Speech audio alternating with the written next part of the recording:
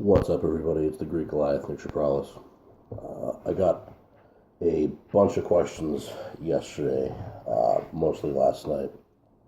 Um, Yesterday was a phenomenal day for the sport of powerlifting. Records were broken, a lot of good meets took place. In particular, the USPA Great Plains Regional and the USAPL Drug Tested Nationals took place. So, let me start with the USPA Great Plains Regionals. JP Price, who is a hell of a super heavyweight, really strong guy, squatted 931. There's so much shit happening, I can write it all down. JP Price squatted 931, bench 623, and he deadlifted 755. And his squat was without knee wraps. Now, let me start by saying that, and the squat was also walked out. It wasn't done out of a monolift, which is amazing. There's so many different ways to lift, and there's so many different kinds of powerlifting. You know, there's raw, there's classic raw, there's multi-ply, there's single ply, there's monolift, there's walked out, there's, it's just, there's so many different. But in my opinion, the less gear you wear, the more impressive your shit is. And if you can walk out a squat that's over 900 pounds, you're an absolute savage. And I don't think anybody would debate that. I get a little bit of a cold, so if I sound like shit, I apologize. However, anyway, so JP Price beats the all-time world record for no wraps, super heavyweight, with a total of 2309. Now, about 2 hours later, at the USAPL Nationals, Ray Williams walks out 1,005 and buries it. I mean, no question of the depth of his squat. It was at least an inch below parallel. I think he probably had at least another 20 pounds in him.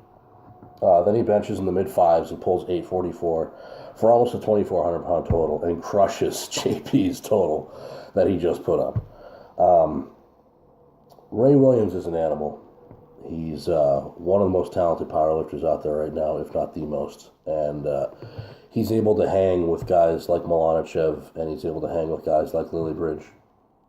And what makes that so impressive, and believe me, I'm not judging anyone, however you want to lift and whatever way you want to put up weight, the weights these guys are all throwing up are phenomenal, unbelievable weights that are completely inhuman, and they're all freaks.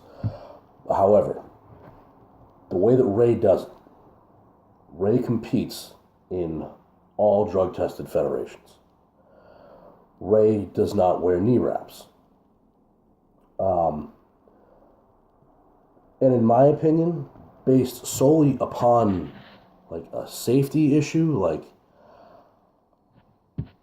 I mean, I've squatted big squats, and I would never want my knees to feel 1,000 fucking pounds with just sleeves. That blows my mind.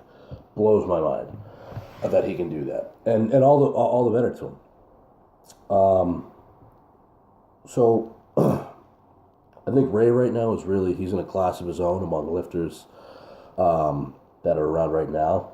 I would love to see what Ray could do in the USPA, and I would also love to see what, Eric and Andre and Zahir and all these other guys could do walking out squats and competing in USAPL, because I think Ray would tear him apart, to be completely honest with you.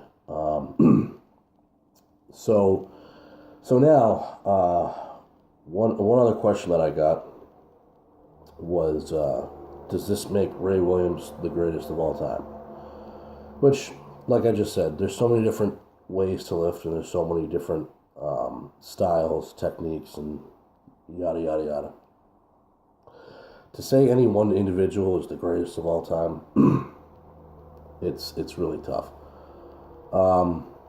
But I think you have to take into consideration that you look at Ed Cohn, and Ed Cohn, mind you, he was wearing knee wraps, and I have enough respect for Ed Cohen to not comment on whether or not he was drug free or not, but you can make up your own decision. And Ed Cohen was doing numbers very comparable to what Ray Williams is doing right now, and he was doing it at 220 pounds. So, is Ray Williams a fucking freak and a beast and all that other good shit? And is he the man? And he's the first guy to squat over 1,000 without wraps. And I can't say enough good things about the guy. Yeah. He's also a very young lifter, and I think he's got a lot more left to do. So to say he's the greatest of all time right now, before his career is even over, is kind of jumping the gun a little bit. So, I mean, we've seen Ed Cohen's best, and I don't think we've seen Ray Williams' best right now. So, could he be the greatest of all time? I think he's got a hell of a shot, and I think he's got a lot more to do. And I really wouldn't be surprised if this monster put up a 2,500 pound total without wraps. And if he did that, it would be pretty difficult to argue, drug tested, walked out squat, that he's not the greatest of all time. Because Eddie walked out all his squats too. He walked out his 1,019 that he did. He walked it out. So he also did like 1,039 or something, but he feels that they gave him that lift, so he doesn't count it himself, which is pure class right there anyway.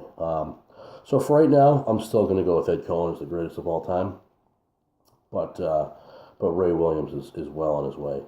And congratulations to all the other lifters that competed yesterday. There was a lot of other things that I couldn't get to, but obviously these two guys kind of stole the spotlight and stole the show. So anyway, for myself, I have IPL Worlds in 4 weeks. I'll be flying out to Vegas about 4 or 5 days early, get acclimated with the time change, and I'm not particularly a huge fan of heat, and we don't have much of that in New England this time of year, so just want to get used to being out there. So I'll be competing in the 308s because this super heavyweight fucking class is getting ridiculous, and I'm just not big enough to compete in it. And so stay tuned. Hopefully I'll do very well, and I'm very excited. And I'll be getting back to you with how I did. All right, those are my thoughts on that. Later.